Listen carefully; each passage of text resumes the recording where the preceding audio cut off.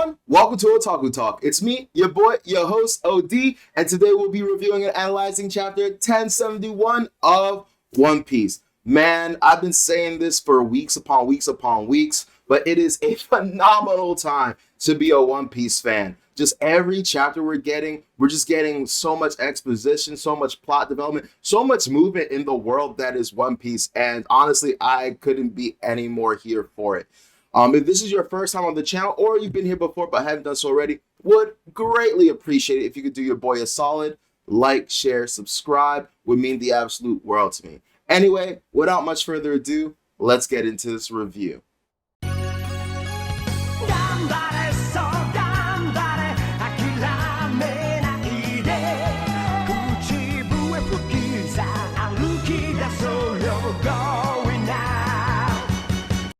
All right, so chapter 1071, A Hero's Offense. So before we start this review, I should have done this before in the intro, but I just wanted to give a quick shout out to two of one is a student, one is a friend. First of all, shout out to my student Nathan. He got this for me for Christmas, a Luffy mouse pad. Really appreciate that. And then one of my really good friends, Anthony, he got me this, and I honestly am in love with this. Look at this. Isn't this fire? I'm gonna be moving soon. So when I move, I'm gonna try to find a way to establish this in the back. I don't know if I still want to use the whole like blanket backdrop, or maybe I'll just like, use this instead, have like a cleaner, simplistic background. But honestly, this was super cool. So thank you guys both so much. Really appreciate it. I think you guys can tell in real life, people know that, I'm the One Piece guy. So it's really nice. Anyway, so back to what I was saying, A Hero's Offensive. So we start off this chapter with Kuma, who has apparently crashed right into the base of the Red Line. He's at the Red Line port. And I'm going to be real with you. My guess is as good as yours as to what's happening. When he first started flying off, I just kind of casually assumed that, hey, he's heading off to Egghead. He somehow knows based upon the other Seraphim or Vegapunk or just something in general, some deal he made with Vegapunk that, Bonnie is in danger and that they had some kind of, compromise where if Bonnie is in danger, that I will drop anything, no matter like what my mind state is, to go and try to save her. So that is what impression I was under. However, some way, somehow, he ends up on the Red Line and I'm, kerfuffled. I'm at a loss. I don't know why he's there. Part of me is like, okay, he is, malfunctioning. He did leave, the revolutionaries really quickly mid repair, so maybe everything isn't working well. Maybe his data processing isn't working so much, and he meant to get to Egghead, but he was flying at such a low altitude that he crashed into the Red Line. Who knows? My other theory is that, okay, no, actually whatever made him freak out and react made him go to the Red Line. Maybe he was going to launch some kind of frontal assault on the Gorosei themselves. And once again, back to the whole malfunctioning issue, he just didn't calculate the trajectory needed to get to the Red Line and accidentally ended up on the bottom. So for whatever reason, the reason is, I know that it is very purposeful. Oda did it for a reason. So I'm very excited to see, once it's explained to us what's going on. The people at Mary Joie, the Red Line, all that, have no real clue what's going on. We hear there's like this intercom that comes on and it's like, hey, this is Kuma, the former Shichibukai and, slave of the Celestials. However, at this point, we have no clue what his programming is. We have no clue what's going on. So all of you need to shut down that port and get to safety because, yeah, right now he is a massive threat and we have no clue what's going on. So I cannot wait. There's a bunch of things Oda dropped in this chapter that I just cannot wait till they're, revealed or further, elaborated or expounded upon. So anyway, move back on to Egghead Island, and we just have this massive standoff. We have Lucci and the rest of them looking up at, the Labosphere, trying to figure out how the hell are we going to get up there. Stussy's talking to Rob Lucci, and she's like, wow, you are really intent on like violating like marine orders right now. And he's like, yeah, I just, I don't give two shits. Like, I just cannot acknowledge Luffy as a Yonko. And I'm like, Bro, what? The moment my man said I don't acknowledge Luffy as a Yonko, I was just kind of like, then don't then. Doesn't matter. This man's a Yonko. He just rocked you, even though you've recovered relatively well. We're gonna say that's being an awakened zone, even though that's been kind of iffy, especially after what we had with the what's it called? The Beast Pirates arc, but I digress.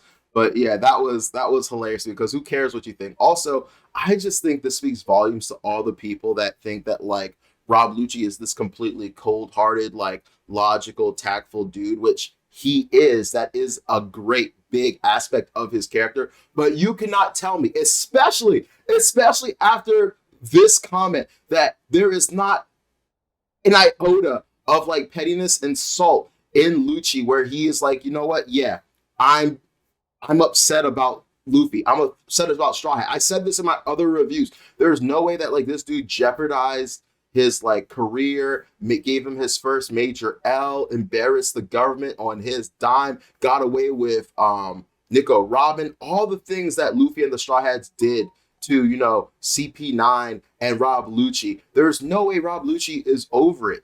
This prodigious, member of, the Marines, the highest state of, protecting the Celestials, all that had to have gotten to him. I don't care what anyone says. And now it's starting to rear its ugly head. Like the moment that he just jumped up and attacked Luffy without any qualms of what's going on in the military, like, guys, there's definitely some animosity there. There's a lot of people in this camp that there's no animosity or love lost between Luffy and Lucci, and I think this is Oda's way of saying no. There's definitely beef there. So that was cool.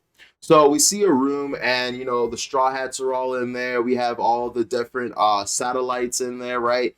And they're just arguing with each other, trying to figure out what to do. Lilith is just ready to she's like, anyway, I start blasting. She just wants to get in there. She just wants to get in there and fight. She's like, they're messing with us. Why can't we mess with them back, right?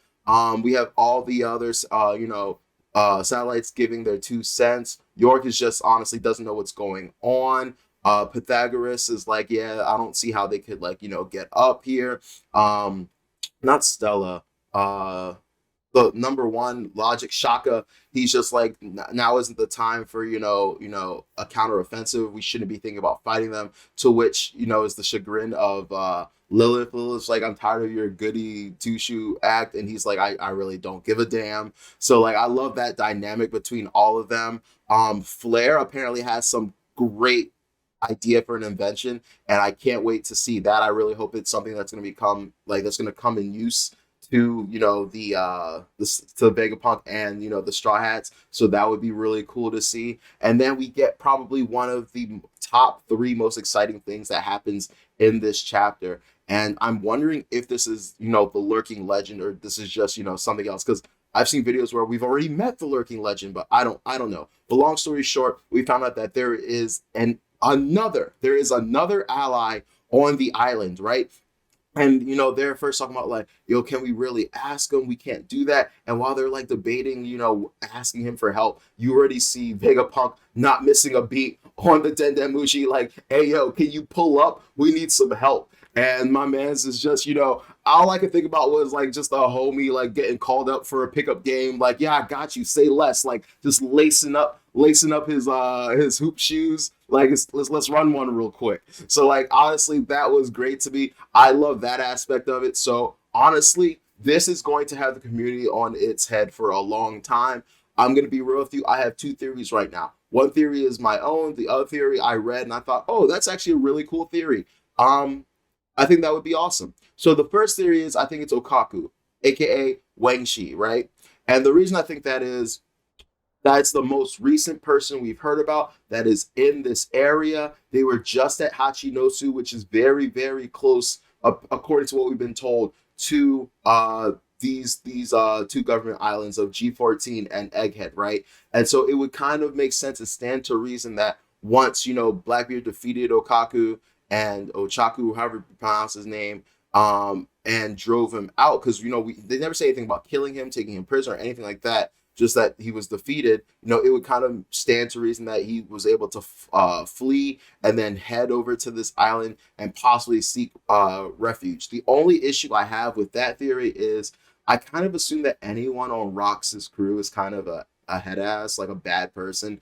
Maybe that's a bad thing to think, but like from the ones we do know, the Rocks pirates didn't seem to be like good pirates. Now, quote unquote, was a good pirate. That's a debate for another day. But I am a little bit nervous that someone that did work for Rocks, that was a Rocks pirate and stuff like that, that was the leader of the owner of Hachinosu, would just acquiesce and work and like hide under Vegapunk. So that's the only thing that doesn't quite make sense to me. However, it would make sense that we found out earlier in a couple chapters that there's been many government ships, CP ships, that have gone to Egghead, and then once they left, were never seen from again. And it did seem to be a legitimate shock to the satellites. I thought they could be lying. They definitely could be lying, but I don't know. I got the idea that it seemed kind of like a shock to them that this was happening. So my other theory is that maybe whoever this ally is that's been hiding out there has also been the one that's been shinking. Maybe it's Shiki, that has been sinking these government ships. The other theory, I just had a quick gaze in the comments and like the Reddit, and it seems as though a lot of people think that it's Kuma's consciousness in a separate body. That would be super fucking cool. I do think it would be a little bit weird though, because we do get kind of like a glimpse of Kuma's personality in the main Pacifista body, and so that'll be weird to me. But as we've seen with Vegapunk being able to put his body into different satellites, maybe he could do the same for Kuma. Maybe Kuma was the progenitor of that experiment of Vegapunk finding out if he could split his consciousness. So I do like that theory a lot. If that theory comes out to be true, I would think that would be super cool. But yeah, at this point, I think it's Ochakaku, Wangshi, and Kuma. Those are my top two right now. Can both of them be wrong? Absolutely. I'm just throwing my hat into the ring because honestly, at this point, it could be anyone. It could be a brand new character. So I'm hoping it's a callback, though. I'm hoping it's someone that we already know and have seen, but you never know. So anyway, Vegapunk lets them know, all right, it's time to get me and all 7 of my satellites onto your ship. To which they're like, wait, what? So I thought that was funny too. I don't know why. I kind of just assumed that the satellites were going to stay on Egghead, both because, one, I just thought that would be way too many people to take on our ship. So that's the first part. The second part is, I don't know. What's going to happen to Vegapunk's brain? That bothers me profusely. Because, like, I kind of assumed that the satellites would stay and kind of just keep researching and kind of keep monitoring Vegapunk's brain. But I guess that never made sense in the first place because, what would stop the Marines from, coming here and doing, like, all the things that, they were trying to do today to the satellites? Like, if we can't get Vegapunk, the least we could do is, take out his vestiges, his Horcruxes, if you will, steal his brain, take whatever knowledge we have from his brain. And stealing his brain is way better than stealing him because you just get all access to his knowledge and stuff like that. You don't want his personality. You don't want his rebelliousness. You don't want all his other things. You just want that. So it would be a great idea. So yeah, I'm wondering when we're going to talk about what's going to happen to Vegapunk's brain. Also, what happens to Vegapunk's brain in comparison to Vegapunk? Like, is it completely separate from him? Or is it a situation where if you damage his brain, you damage Vegapunk, right? So there's a lot at stake here. Anyway, while they're doing that, they're like, by the way, have you seen Vegapunk?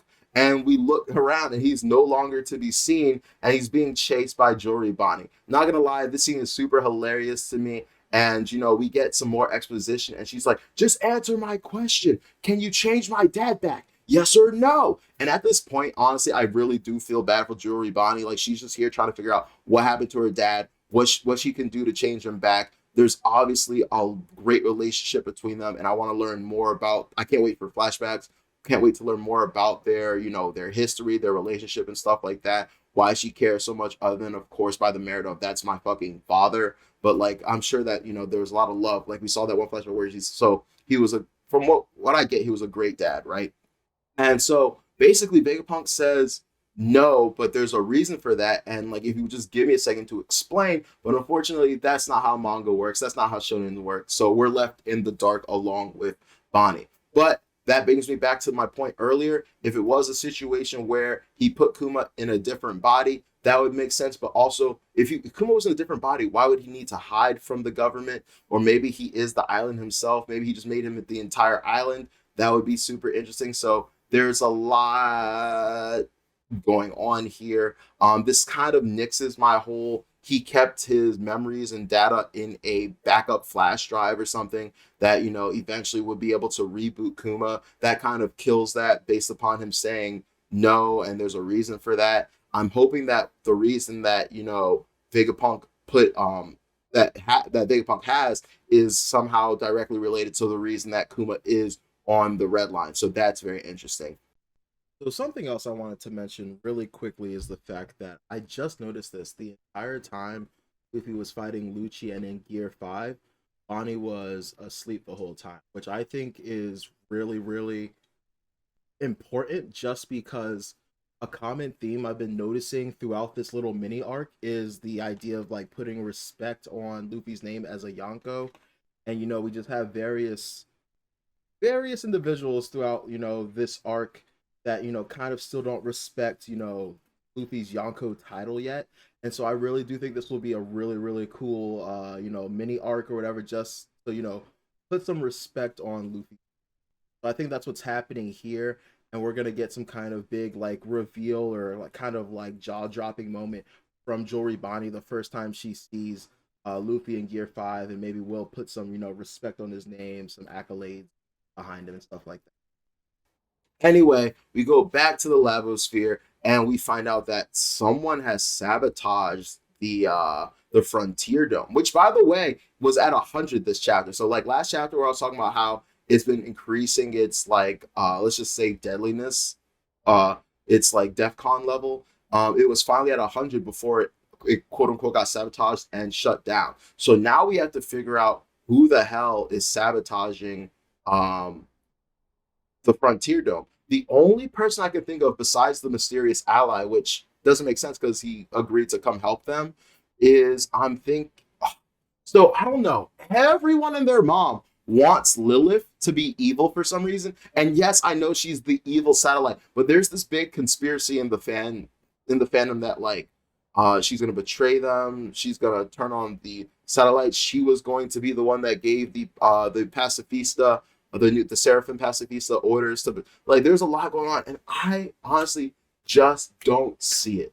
I just don't see it. Yeah, she's evil, but I think she's still kind of loyal to herself, aka the Satellites and Vegapunk, and she does seem to have a lot of animosity for the Marines. So I don't know. It would be a good, securing the bag for the Marines if she would turn, but I don't know. It's just weird. It feels cliche. I just don't see it coming, right?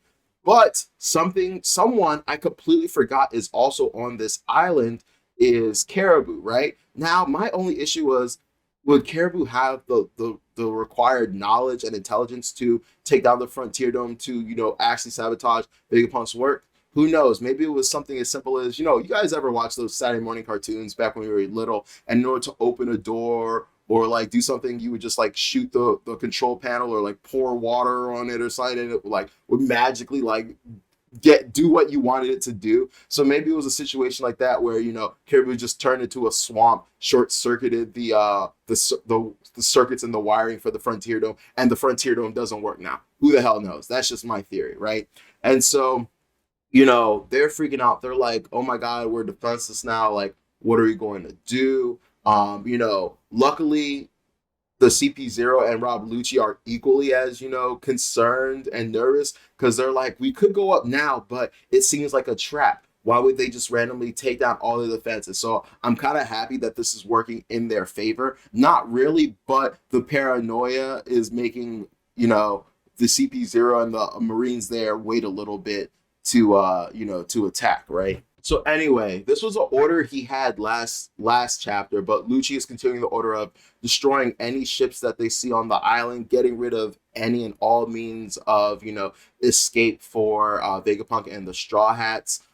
Even earlier in this chapter, we hear Vegapunk talking about how the Vega Force 1 can only fly on the island, which is super sad, but that makes sense we see how like the boots and all the technology works, and like there seems to be a magnetic field. So unfortunately, it looks like Vega Force One was only made to be like able to fly on the island. Outside the island, it would probably take significant resources to keep it afloat without the aid of the magnetic field that the island has. So that sucks, right? And so they see the ship, and they see that it is, I don't know if they recognize that it's the Straw Hat ship, but they know that's another ship. And Lucci's basically like, all right, go take care of it. And so Kaku's like, I got this. And so he flies up and uses his Tempest kick. What else does he use? Tempest kick, Sky Slicer, right? And just like Rob Lucci's thing where the finger pistols and stuff, Kaku's is the the leg slash stuff, right? The Sky Tempest attacks. I forget the name in the Japanese, right? And I was super hyped for this. I've been waiting for this moment,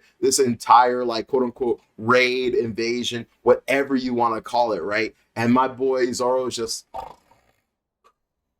clonked out on the ship, senses these attacks coming. I can't wait for the anime. You're gonna have that like sleep bubble pop. Man wakes up and just completely counters the attacks being sent towards the Sunny, right? And he's like, who the hell like disturbed my nap? And I think it's so dope just because Zoro is one of the coolest characters. He's such a stoic, cool character. A lot of people don't think like he has personality and whatnot because of how his character is written, but I disagree. That is his character to a T, and I love it. I also love the fact that, it's very reminiscent of Mihawk, right? Like Mihawk, the reason that he did that whole destroying the Baratier and attacking whatever that dude's name was, Don Krieg and whatnot, was because he was disrupted during a nap, right? And so like Zoro is on that level where like you bother my nap, I destroy you now. I also like the fact that the first time Kaku ever met Zoro, Zoro was on the ship sleeping. Kaku came on the ship to inspect the damage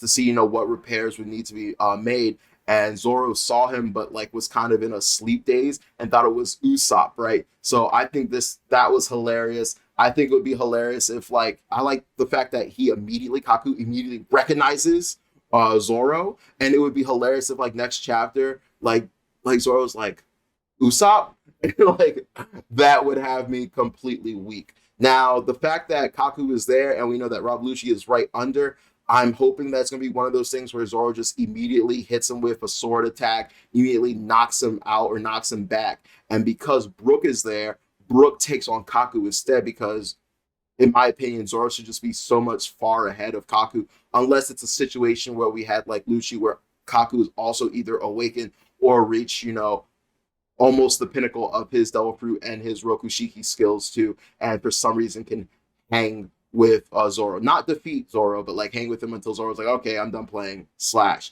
So I think it would be super cool if Brook could take on Kaku instead, and then we have Zoro take on Lucci. Because if you remember from my other reviews, I said something along the lines of, I would really like it if, Luffy had a clash with Lucci, but then it was just like, oh, you're beneath me. One of my like crewmates, my Nakama, can take care of it. So I think this would be a really cool moment for that.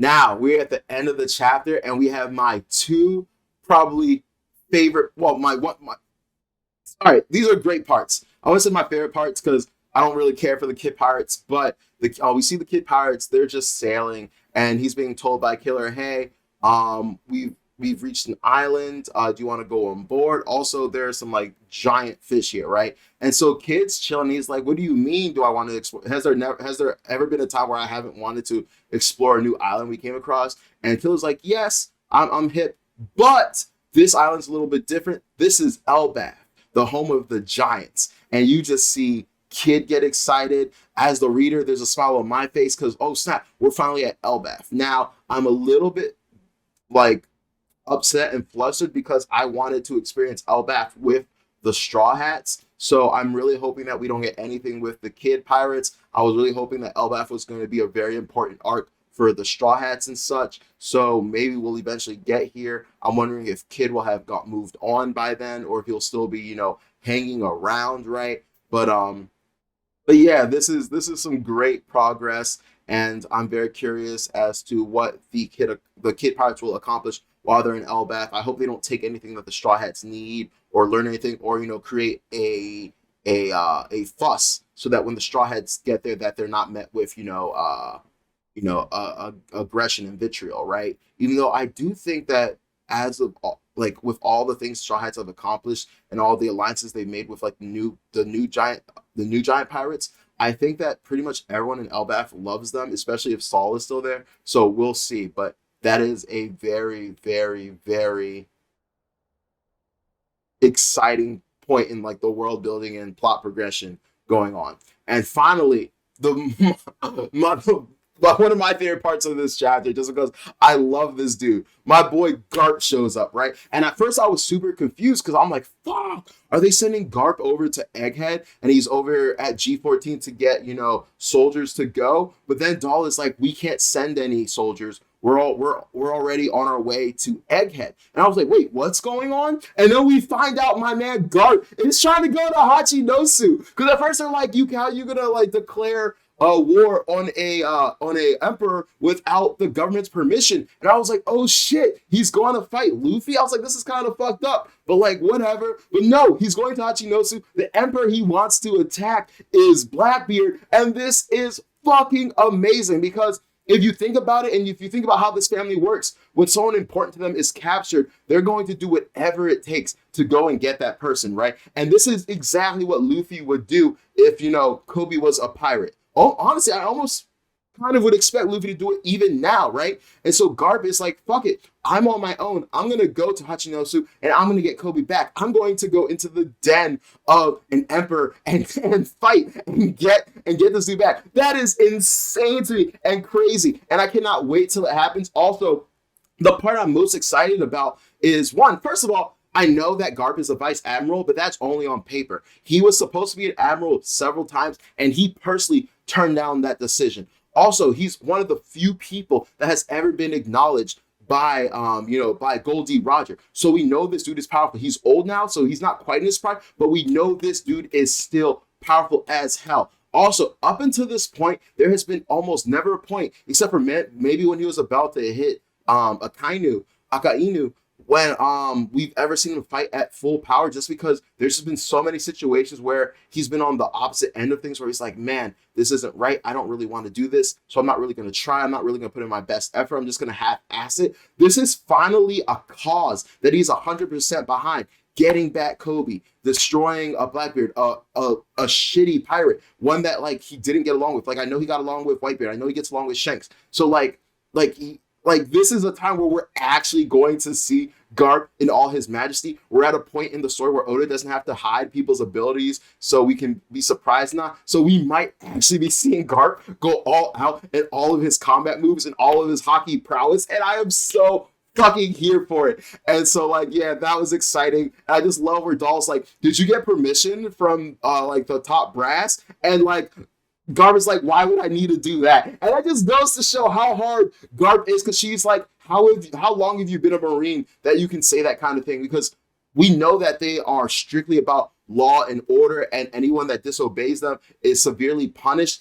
And it just basically tells us that Garp is just so high up, so high above either like the respect of the Marines or his power scaling in general, that they like let him get away with stuff because it's not worth it. So this is exceptionally phenomenal. And he's like, I'm already here. He's already at G14. He's like, I just came to grab my boy Helmelpo and whoever else you'll send, because we know Helmelpo really wants to save Kobe too. We had that other girl. I'm not gonna lie to you, completely forgot her name. She was introduced in that chapter with Vice Admiral Dahl and King Grizz, whatever his name was. So that was super cool. But yeah, this is really shaping up to be an extraordinary battle, extraordinary, various things in the plot happening. And also, I believe Garp can do this because if you recall, Blackbeard right now is kind of tied up with the Heart Pirates, Law and them.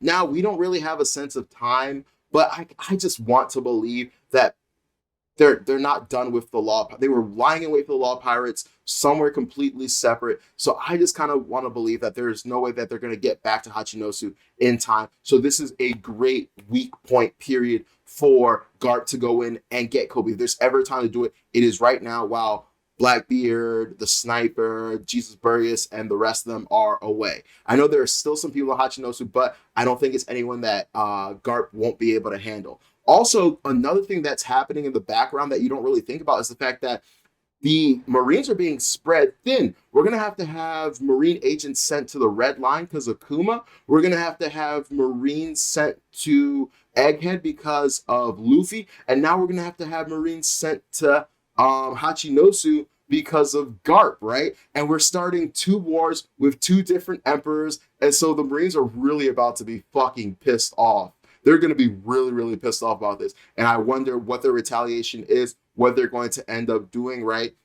I'm wondering if Garp is going to meet up with Aokiji, and if Aokiji is going to help him get Kobe back. There are just so much going on in the works that, like, what a great time to be a One Piece fan, right?